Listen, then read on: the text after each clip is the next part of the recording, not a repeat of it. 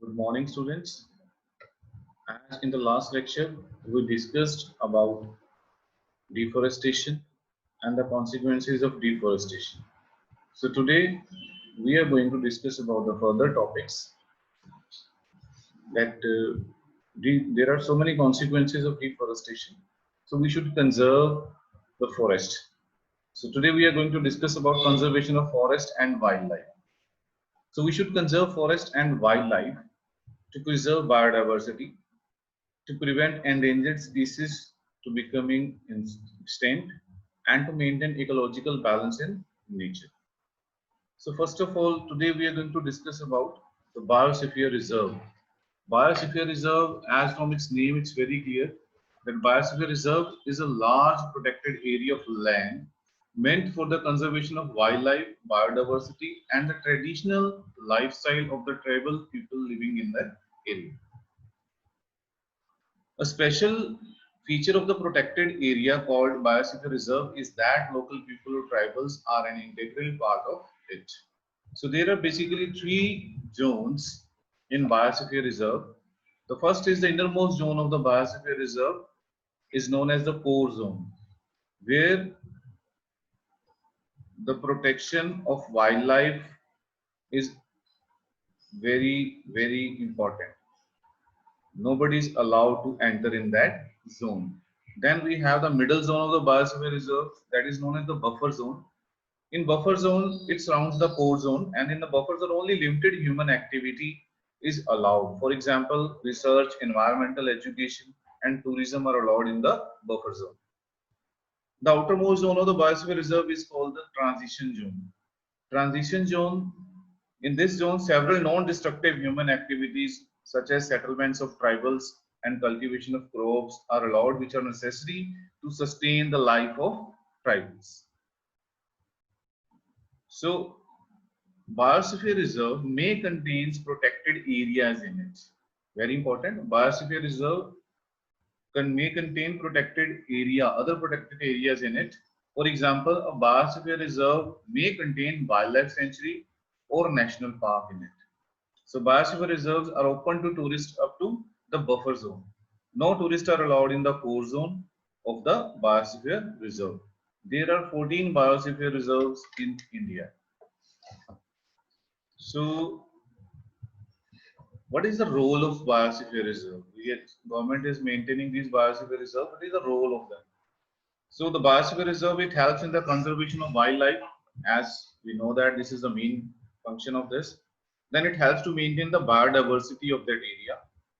It prevents the natural ecological conditions in that area. It promotes the economic development of the area, which is compatible with the conservation objective, conservation objectives. Biosphere reserve helps to maintain the lifestyle of the tribal people living in that area. It also prevents the commercial exploitation of the area. Now, as we know that National Park and Wildlife Sanctuary are the other part of the Biosphere Reserve. As you can see, Pachmadi Biosphere Reserve, as in the book, it's mentioned it contains 2 wildlife sanctuary and 1 national park. Flora and fauna.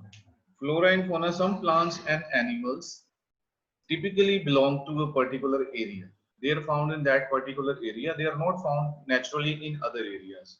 The plants that grow naturally in a particular area are known as flora, and the animals which are found in a particular area that are known as fauna. Right? The plants and animals of a particular area are called flora and fauna of that area. So there are so many examples you can see here: sal, teak, mango, jamun, silver ferns, Arjun, etc. are the flora, and Chinkara, blue bull. These are the fauna of the Pachmadi Biosphere reserves. Now the endemic species. Endemic species are those species which are found exclusively in a particular area. Endemic species are restricted to certain area, or endemic species are not found naturally anywhere else. I'm repeating, endemic species are not found naturally anywhere else. The plants and animals which are found only in a particular area are said to be endemic to that area. A particular type of plant and animal species may be endemic to a zone, a state, or a country. The plants such as sal and wild mango are found naturally only in the Pachmadi Biosphere Reserve. So you can see here, these are those species which are found not naturally, they are exclusively present in a particular area, giant squirrel. So these are our endemic species. Then we have the wildlife sanctuary. Wildlife sanctuary itself, it's a huge term.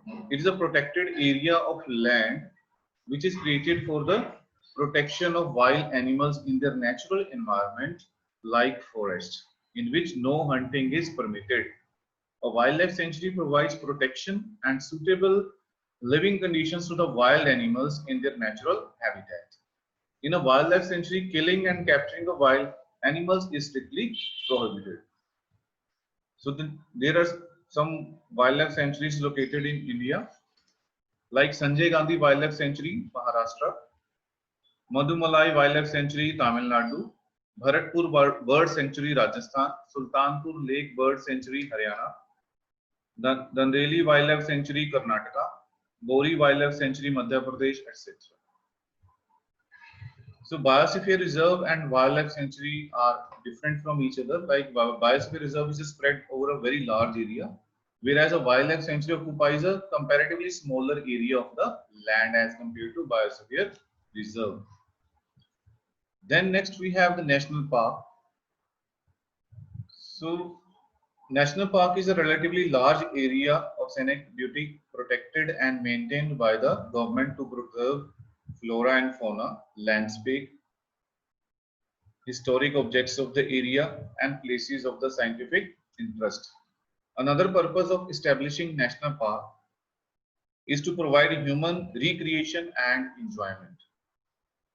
So people are allowed to enter national parks to see wildlife, animals, wildlife and their environment, and historic objects of the area for recreational, enjoyment, inspirational, and educational purposes. So national parks which are located in India are Corbett National Park,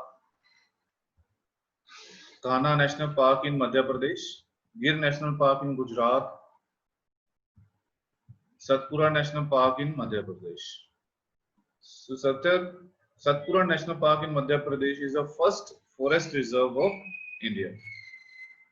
Tiger is one of the many wildlife species which are slowly disappearing from our forests. There is Satpura Tiger Reserve in the Satpura National Park, which is a part of Project Tiger.